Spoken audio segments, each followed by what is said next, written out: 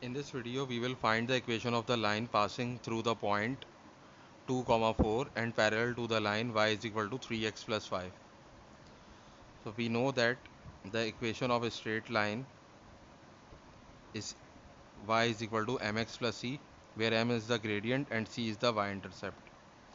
So we can compare these two equations. So we can see that the coefficient of x is m, and here the coefficient of x is 3. So the value of m is 3, and here the constant c is equal to 5. Now we have to find the equation which is parallel to this line and passing through this point. Suppose these are two parallel lines. This is L1 and this is L2, and we have to find the equation of L2. And L1 is y is equal to 3x plus 5.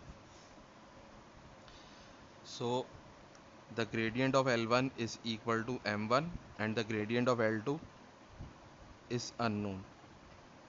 But we know that if two lines are parallel, then their gradients are equal.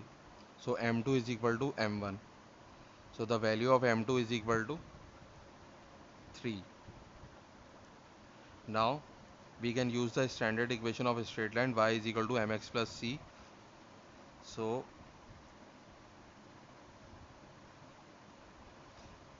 and here we can put the value of m, which is 3, and the value of xy from this point. It is given that the line is passing through the point 2, 4. So the value of x is 2 and the value of y is 4. So we can put 4 in place of y, and in place of m we can put 3, and in place of x we can put 2, so that we can find the value of c. So we have 4 is equal to 6 plus c. So the value of c is equal to 4 minus 6. This implies c is equal to minus 2. Now we put the values of m and c in this equation.